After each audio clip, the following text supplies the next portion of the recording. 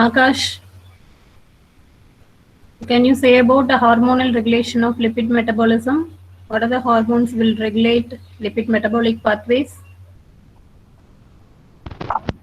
There are three hormones, ma'am, Mm. which regulates metabolic pathway, metabolism: Mm. insulin, leptin, and adiponectin. Adiponectin. Okay. So, what will be the effect? Which hormones will perform catabolic and anabolic? Which hormones will perform anabolic effect? Insulin, Mm. glucocorticoid. Mm. In anabolic effect, the formation of lipid is caused by parasympathetic nervous system. Okay. In catabolic effect, it is by sympathetic nervous system. Okay. The hormones glucagon, thyroid hormone, and growth hormone. Okay.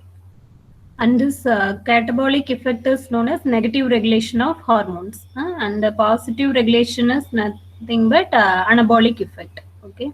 Okay. Thank you, Akash. So, with the last class, your lipid metabolism chapter got over. Now, let's move on to the clinical chemistry, the second part of biochemistry, and other metabolic pathways will be explained by Nagarajan sir, Dr. Nagarajan sir. I'm going to deal with clinical chemistry chapters, okay, from now. So now let's move on to the introduction on clinical chemistry. It is from 8th chapter we'll be discussing from today. Introduction to clinical chemistry. Now let's see what is clinical chemistry first. So clinical chemistry is the study where it involves the biochemical analysis of body fluids. Biochemical analysis of body fluids. Okay, so you know now what are all the biochemicals exist in the body fluids that we are going to analyze. Okay, so what are all the methods, quantification methods, qualitative methods, is all available for biochemical analysis that is going to be discussed under clinical chemistry. And it indicates diagnosis of diseases also. For that only biochemical analysis is carried out. And what is the mechanism behind, our basic concept behind biochemical analysis is it uses chemical reactions to determine the levels of various chemical compounds in bodily fluids. Okay, it uses chemical reactions. You know that already you have performed urine analysis, both qualitative and quantitative analysis you have performed, right? And this clinical chemistry all related with your practical part also, so it will be easy when you are comparing both theory and practicals. And you have done many tests, right? Like Bendix test, Volhart's test, different test identification and quantification tests you have performed. Everything is based on some chemical reaction. Your some reagent, coloring reagent will be reacting with the expected biomolecule, and that gives some color change, and that is quantified. Either by using volumetric method or by using instrumental method, we can quantify it. Okay, so it is everything based on chemical reactions between the reagent and the biochemical. Okay, so that is behind analysis of biochemicals in body fluids. We need to choose proper reagent. That reagent will be reacting with your biomolecule, expected biomolecule, either carbohydrate or lipid or protein. It will be reacting and it gives some color change, and that color represents the concentration, the intensity of color represents the concentration of biomolecule present in the body fluids. What are the body fluids we'll be testing? Yeah, commonly urine, blood, serum, plasma, this all. So whatever constituent you are expecting to analyze from body fluids, and you know what are normal constituents and abnormal constituents. So the level of normal constituents and abnormal constituents are going to be analyzed by clinical chemistry methods. Clinical methods, and it follows chemical reactions to analyze the compound. So it is nothing but clinical chemistry is nothing but analysis of biochemical analysis of body fluids. So what is clinical chemistry? It says about biochemical analysis of body fluids. Okay, got it? Listening now? Getting my voice clear? Yes, ma'am. Okay. Yes, ma'am. Okay, thank you. So what is clinical chemistry? Anyone can give answer? What you are going to study under clinical chemistry? Study of biochemical analysis of body fluids. Yeah, study of biochemical means analysis of biochemicals from body fluids, in body fluids, whatever you can call. Study of biochemicals or the analysis of biochemicals in body fluids. What are the biochemicals?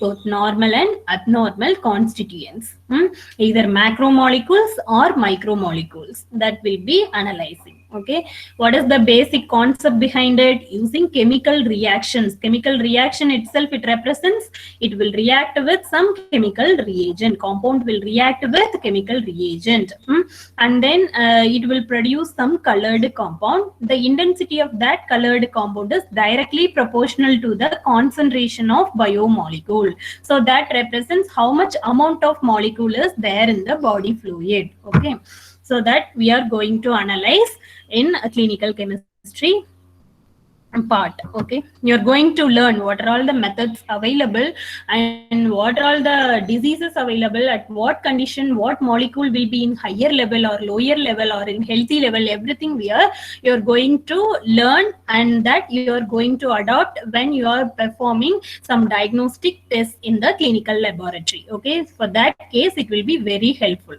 In biochemistry, after learning all enzymatic reactions and what are all the disorders behind metabolic pathways, you need to know how to diagnose that, how you will determine that.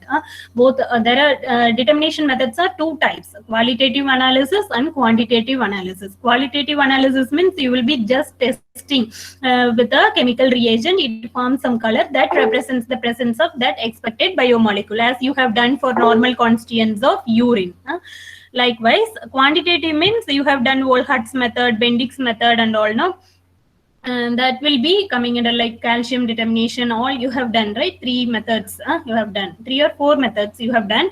That is quantitative method. You have determined the level of constituent present in the body fluid, mainly in urine. You have determined from urine samples, so how much amount is present, what should be the normal level and what level you have got, and what will be the clinical indication. Everything you are ready to report, right? So this concepts and how to perform everything you are going to learn under the part of clinical chemistry. Clear? No? Now let's move on to the content under as given in the syllabus, that is under introduction to clinical chemistry. You are going to learn the contents like about cell. Already in the first chapter you should have learned about the parts of cell and its parts, right? Composition also you should have learned. Here also it is important, since you need to know where the metabolic disorders or cellular dysfunction takes place, so that you need to know the just you are going to see the overview of cell and its components. Then composition and malfunction. The second part of clinical chemistry you are going to learn here is composition and malfunction under the 8th unit. And then role of clinical chemistry laboratory. Role of clinical chemistry laboratory. What is the role of clinical chemistry laboratory in analyzing the biomolecules? That we'll be discussing. So these 3 parts in 8th chapter you are going to learn about cell and its components, function, normal function. Just you are going to recollect the points what you have learned under the unit 1. The same will be repeated here. The cell and its function, components. What are the components of cell? Cell organelles. And then what are the functions of different cell organelles? Then second part will be what composition, each organelle contains what, and inside the cell it has cell organelles. Cell organelles has what type of biomolecules, whether it is synthesizing or transporting or it is carrying. And what type of molecule it is synthesizing or it is transporting or it is carrying or whatever, or absorbing. Whatever we'll be seeing as composition and malfunction. Whatever malfunction takes place by different cell organelle, that you are going to see. Today we will be discussing the part 1 and 2 of cell. Okay, and the next class we'll be seeing about role of the clinical chemistry laboratory. Okay, now let's move on to the first part about cell. Okay, cell. So it is as a part of introduction we are going to, and it's the part of introduction to clinical chemistry. As per your syllabus, you are going to learn about cell, and its components and functions, and then composition and malfunction, and role of the clinical chemistry laboratory. If you learn all this introduction basic part, then we'll be moving on to the set qualitative and quantitative methods. Means the biochemical analysis, what we have seen here. Biochemical analysis, methods of biochemical analysis we'll be seeing in the forthcoming chapters. So in the 8th unit only the introduction part you are going to see. So now let's move on to cell. So what are the parts of cell?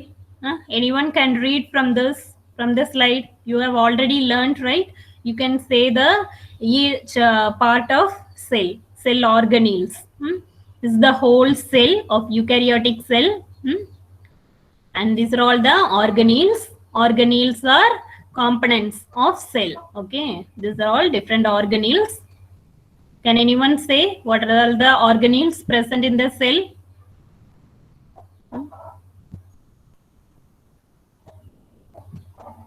Nobody?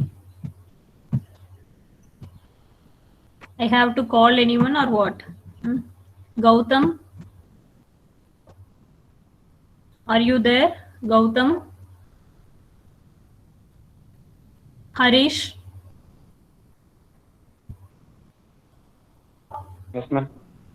Yeah, you can read no parts of cell. Since you have already studied in the unit 1, I'm asking you to read.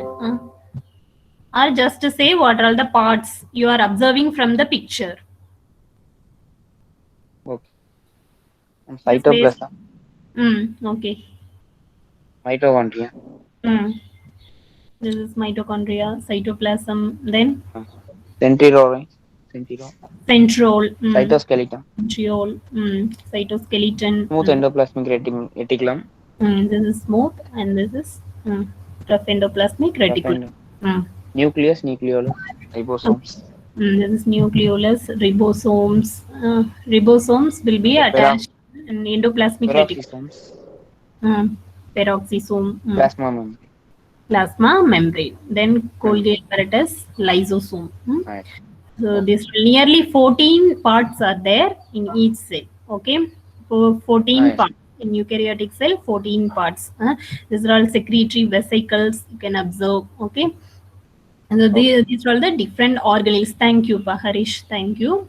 Thank you. So these are all the different organelles present in the cell. Components of cell. We will be calling it as components of cell. Components is different. Composition is different.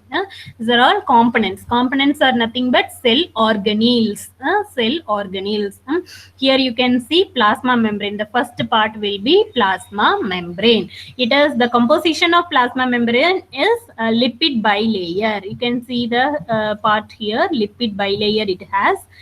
And it is composed of membrane proteins. Membrane proteins. Okay. And the second part is mitochondria. The major part of cell is mitochondria. What is the mitochondrial role? It will synthesize ATP. All catabolic pathways, oxidative pathways, and ETC chain is located in the inner membrane. So all catabolic oxidative pathways are taking place in mitochondria.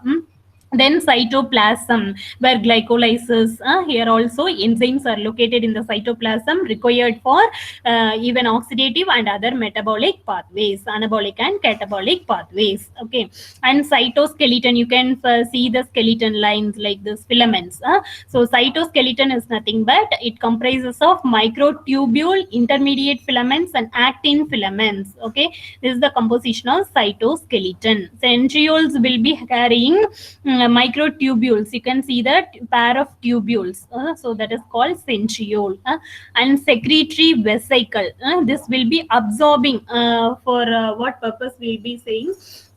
It will be absorbing molecules from outside, and it forms small vesicles and carries inside the cell. Or for transport of biomolecules, secretory vesicles will be very helpful. Okay, and then smooth endoplasmic reticulum. It is next to nucleus. You can find smooth endoplasmic reticulum and rough endoplasmic reticulum.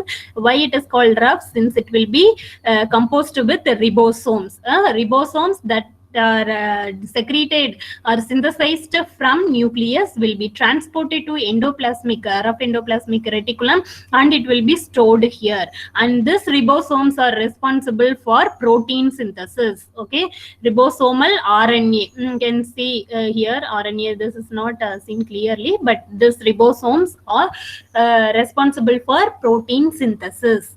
This protein synthesis you will be reading under nucleic acid metabolism. Okay, nucleic acid metabolism, you will be studying about how protein is synthesized through ribosomal RNA, that is ribosomes. From the ribosomes, it has the component of ribosome will be ribosomal RNA, ribonucleic acid, and this nucleic acid is responsible for the synthesis of proteins. Okay. And next will be nucleus, the major component, and it is located at the center of the cell. Nucleus has nucleolus, nuclear envelope, and then nuclear pores. You can see the envelope has pores. Through this pores only, the components synthesized inside the nucleus will be transported. Okay, what are the components will be synthesized in nucleus? DNA and RNA, nucleic acids. So only nucleic acids, DNA and RNA is called as nucleic acids since they are secreted inside the nucleus. And ribosomes also, ribosomes will be stored in endoplasmic reticulum. Then Golgi apparatus, then lysosomes. So these are all the different parts or components of cell. You can find here. And then with another schematic representation also, the cell structure is shown clearly. Since here many letters you could not able to see clearly, so that another presentation I have mentioned here: mitochondria, plasma membrane, microtubule, centrosomes. A pair of tubules will be forming centrosomes, then microfilament, lysosomes, smooth endoplasmic reticulum, secretory vesicle, peroxisome, vacuoles, cytoplasm, Golgi apparatus. Then from Golgi apparatus, vesicles will be formed.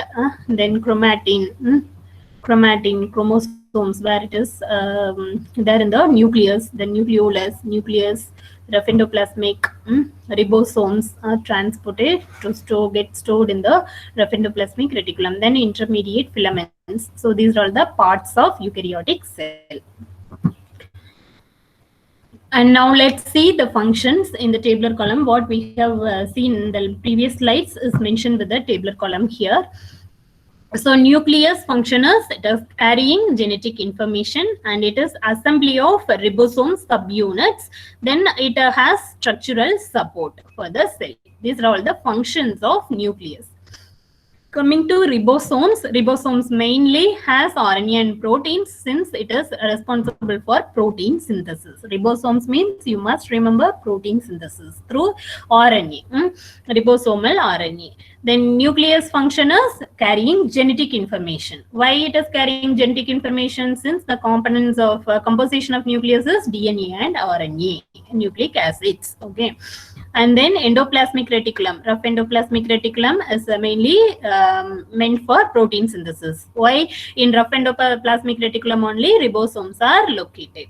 Then Golgi apparatus, also it is used for protein processing, mainly glycosylation process. It is helpful for glycosylation. Okay, glycosidic bond formation.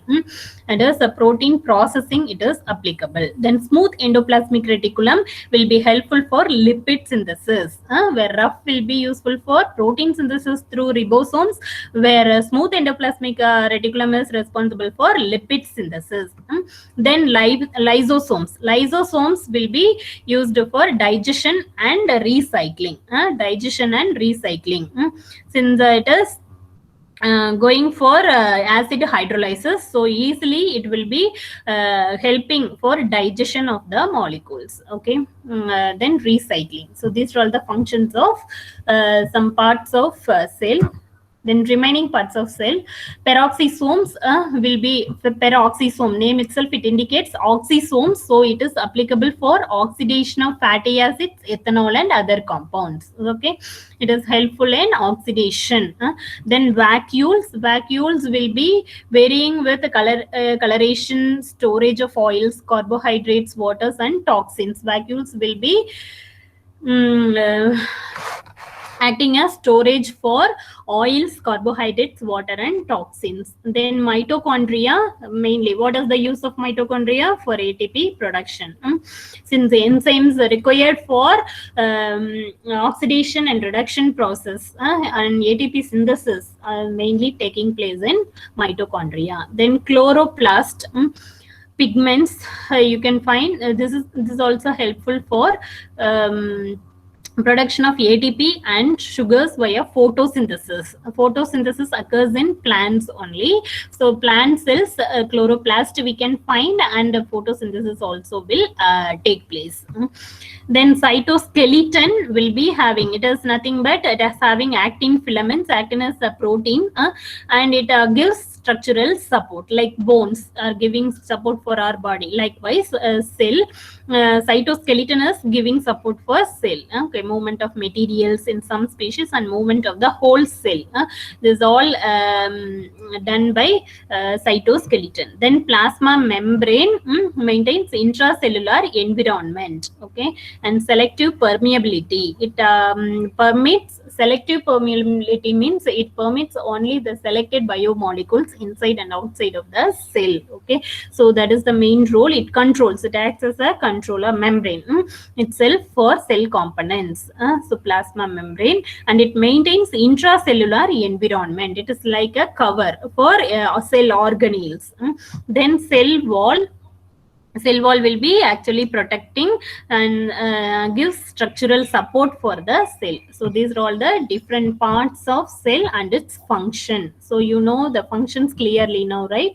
So what is the function of nucleus? Let's revise once. If you understand the function only, we could you could easily understand about malfunction of cell, and its composition also will be easily understood. Okay, so what is the nucleus function? It carries genetic information, and it is the assembly of ribosomal subunits. It is also giving structural support. Okay, since it is carrying chromosomes, nucleus, and chromosomes and DNA, RNA, this all. Then ribosomes meant for protein synthesis. Nucleus means what you will get in mind in the beginning, genetic information. It has genetic information. It carries genetic information through DNA and RNA.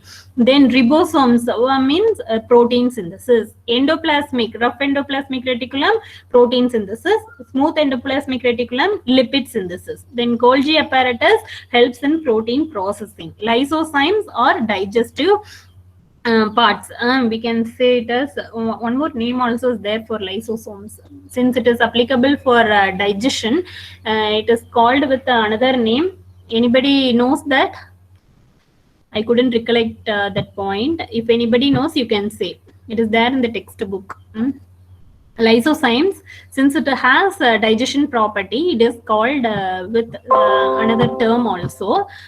You can refer. What ma? Suicidal bags. Yeah. Since it is going for digestion, it is called as suicidal bags. Okay. Then recycling process. Then peroxisomes, since it is name itself indicates oxides, so it will be helpful in oxidation of fatty acids, ethanol, and other compounds. Vacuoles will be carrying, it is acting as storage for oils, carbohydrates, water, and toxins. Mitochondria means ATP production, and chloroplast, ATP production through photosynthesis will be applicable, means seen in plant cells.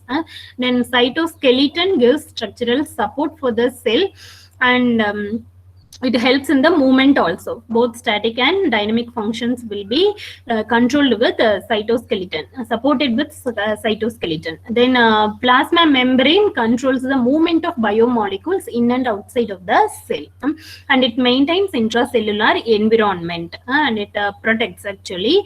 Then cell wall also gives structural support for the cell and protection effect to the cell. So these are all the various functions. Now let's move on to the second part of today's discussion, that is composition and malfunction of the cell. Cell composition.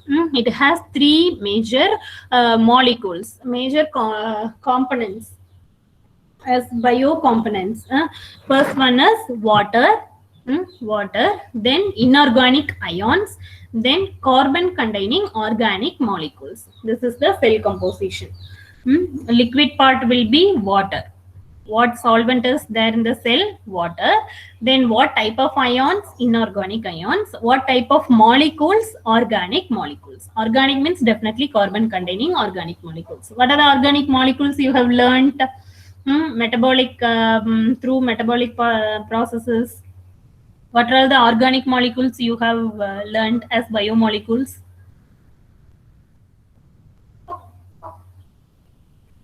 Can you give an example of organic molecules of cell? Even till now in the functions also we have discussed cell functions. What all the organic molecules exist in the cell? What all the inorganic ions exist in the cell? Can anybody give answer? Muthukumar.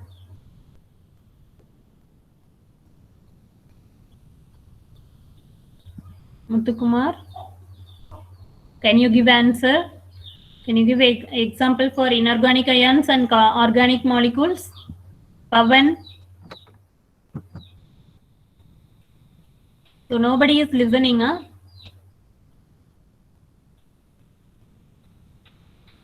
Sanjay Vasan.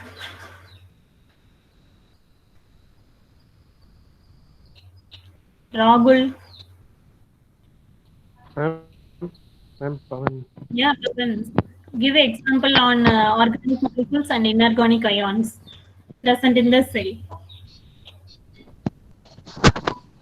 Inorganic ions.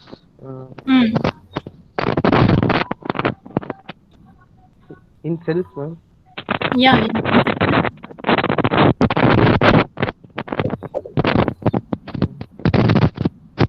Lipids, protein. What inorganic ions?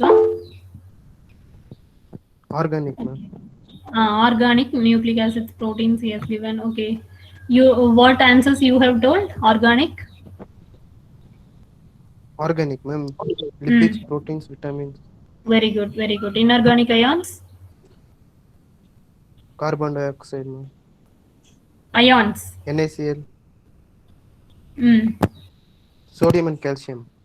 Okay, okay, good. Okay, ma, good. Sodium and calcium. Even calcium you have determined, no? Calcium chloride. This is all determined from urine sample also, right? So you can code that as ions. Okay, thank you, Pavan. And Indrajit also have given potassium, sodium. Good. Inorganic mainly sodium and potassium. You have to say. Good answer. Indrajit. Good. And now we'll see with elaboratively what are the components exactly and how much percentage it is present. What is the role of each component? So water, what is the cell composition? It comprises of water and inorganic and organic molecules. Inorganic ions and organic molecules. Ions and molecules are different. Okay, organic form will be molecules. Inorganic will be ions. Then water. Now let's see about water, the first content of and major content of cell. And water is the abundant molecule in cells, accounting for 70% or more of the total cell mass. It is accompanying how much percentage? 70%. Okay. Among all other constants, means constituents. Total cell mass, comparing with the total cell mass, water content will be 70%. So what solvent is present in the cell? Water. Don't confuse with other solvents. Don't say alcohol or chloroform or some other solvents are present in the cell. What solvent? If it is a polar solvent, water is present in the cell. Let's see the characteristics of water. consequently, the interactions between water and other constituents of cells are of central importance in biological chemistry.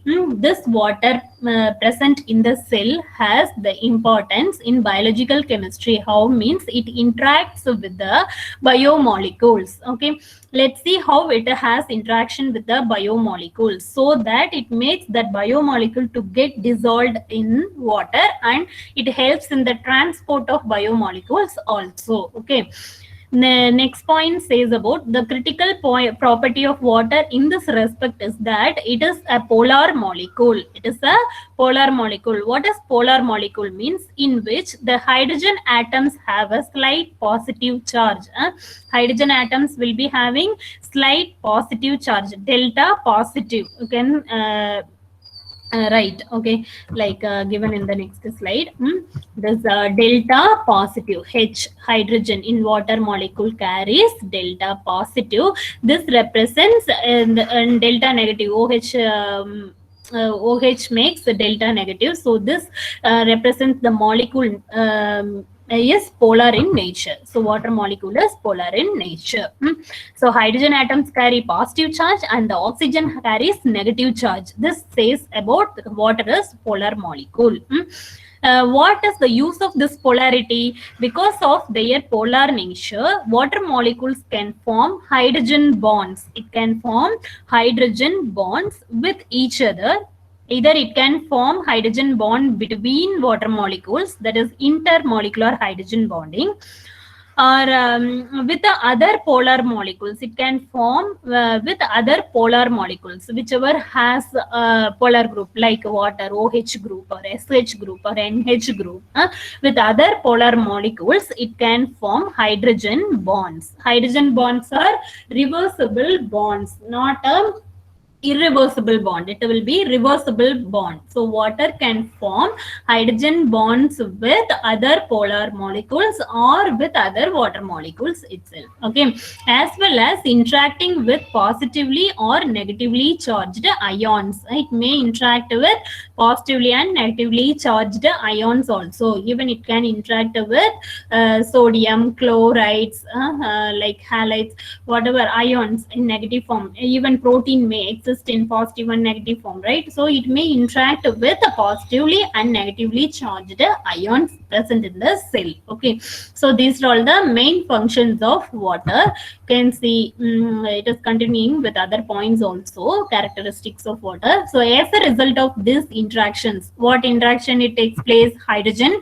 bonding. How hydrogen bonding takes place with the molecule, since it is polar. Okay, as a result of these interactions, ions and polar molecules are readily soluble in water. Okay, so that only ions and polar molecules are readily soluble in water. So that molecules are called as hydrophilic. So whichever molecule can interact with water, it can be called as hydrophilic.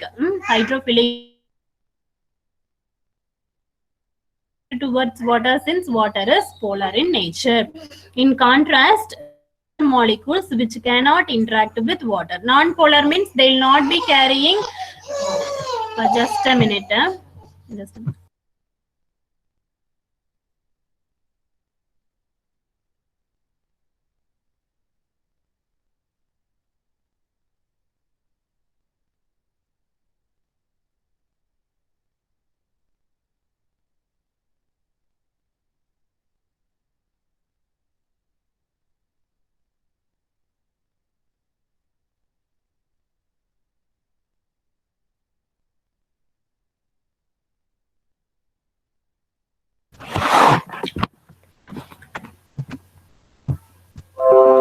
Okay, sorry, Pa.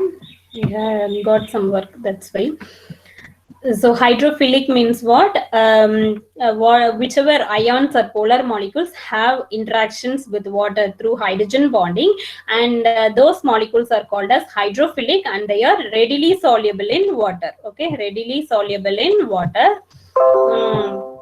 and vice versa for non-polar molecules which cannot interact with water. Non-polar molecules are like lipid in nature, fatty substances, cannot interact with water and are poorly soluble in an aqueous environment. They are called as hydrophobic. Phobic means against, opposite effect. It will not be attracted towards water, where hydrophilic will be water, means water loving components. They will be called as water loving components. Then consequently, non-polar molecules tend to minimize their contact with water by associating closely with each other instead. So what non-polar molecules does, it will tend to minimize their contact with the water by associating closely with each other instead. Non-polar molecules themselves, they will form means close attachment. They will not form interaction with the water, like how fat molecules are getting accumulated in the blood vessels. Even you have seen in atherosclerosis, it is not soluble in water, so it will not be carried along with the blood. It will be settled as a like a deposit, so that non-polar molecules will be attached or associating closely with each other instead. Okay, such interactions of polar and non-polar molecules with water and with each other play crucial roles in the formation of biological structures such as cell membranes. So this is how polar and non-polar molecules make biological structures, mainly cell membrane. So what we have discussed here is shown in the picture. Water is how it is playing as polar molecule, and how the hydrogen bond is formed. It is reversible bond. The water molecule is forming with either another water molecule, or it forms hydrogen bonding with another polar molecule. So it is called as hydrogen bonding process. Even with ions and polar molecules also it form interaction. So this is what mentioned in the picture here about characteristics of water. Then coming to inorganic ions, the role of inorganic ions. What are the inorganic ions are present in the cell? What is the role of it? The inorganic ions of the cell, including sodium, potassium, magnesium, calcium, phosphate, chloride and bicarbonate, constitute 1% or less of the cell mass. It constitutes only 1% or less of the cell mass. Okay, these ions are involved in a number of aspects in cell metabolism, and thus play critical roles in cell function. Okay. So you know where magnesium, sodium, potassium, calcium all plays in the various enzymatic reactions. These ions will be acting as cofactors for enzymatic reactions. Inorganic ions are nothing but cofactors, not coenzymes, cofactors in enzymatic reactions, metabolic processes. Now let's see about organic molecules. With your about organic molecules, you are very familiar, I think so. Now just will revise once. What are organic molecules? The organic molecules that are the unique constituents of cells.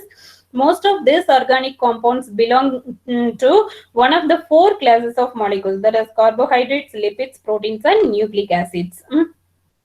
Where lipids and proteins are present, lipids will be synthesized from smooth endoplasmic reticulum. This is rough endoplasmic reticulum. Nucleic acids in the nucleus. Carbohydrates in the cytoplasm. So this is how it is synthesized, right? Then proteins, nucleic acids and most carbohydrates, the polysaccharides or macromolecules formed by joining, that is through polymerization of hundreds or thousands of low molecular weight precursors. What are the monomers of these molecules? Amino acids for proteins, nucleotides for nucleic acids, simple sugars for carbohydrates, then fatty acids for lipids. Likewise, different monomers will form lipids, polymers. Then such macromolecules constitute 80 to 90% of the dry weight of the most cells. How much it is constituting? Based on dry weight of the cell, it constitutes around 80 to 90%. Organic molecules are major composition in the cell when comparing with its dry weight. Okay, where water is compared with the total weight of your cell, cell total mass. In that 70% is occupied by water, where organic molecules will be composed of 80 to 90% when compared with only dry weight. Okay, so lipids are the major constituents of the cell, the remainder of the cell mass. So among this, lipids are the major constituents. Among all 4 macromolecules, lipids will be the major constituents, and then the remainder of the cell mass is composed of variety of small organic molecules, including macromolecular precursors. So what are macromolecular precursors? Like amino acids, nucleotides, simple sugars, these all fatty acids. These all will be occupying another 10 to 20% of the cell mass. Then the basic chemistry of the cells can thus be understood in terms of the structures and functions of 4 major classes of organic molecules. So it is based on structure and functions of carbohydrates, lipids, proteins, and nucleic acids. That's what you have seen through metabolic processes. And here you can see the overview of the molecules. Carbohydrates, how it appears, lipids, fatty acids, triacyl glycerols, glycerol, this all, nucleic acids, DNA, RNA, pyrimidine, and purine nucleotides. Then proteins, various amino acids which forms proteins. This all given in this a small diagrammatic presentation. Now let's move on to cell malfunctions. Let us see this part. Since we have many slides in this, I hope we cannot cover today. We'll see in the next class. Okay, about cell malfunctions and role of clinical chemistry laboratory will be discussed in the next class. Okay, what are the things you have seen now? What are the parts we have seen? And the 8th unit contains cell and its composition. We have seen cell and its composition. In cell, what are the things we have seen? Components and function. Cell components and function we have seen under cell. Then composition and malfunction, only we have discussed the cell composition. It composed of water, inorganic ions, and organic molecules. So what is the role of water?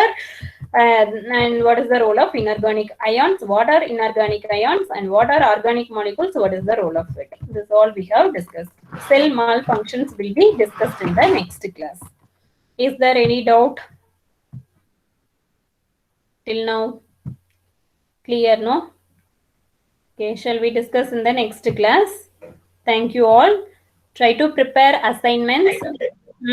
Write in the notebook only, assignment notebook, and submit. Okay. I thought to give a special assignment on only lipid metabolism, but it is covered in the first sessional questions itself. So write assignment on first sessional questions itself. Okay. Okay. Thank you all. Thank you, ma'am. Thank you, ma'am. Okay, pa. Thank you, ma'am. Understood now? Since you have already studied cell, it will be easy. I think so, right? Yes, ma'am. Okay, pa. Okay. Thank you. We'll leave the meeting now since I have another class also.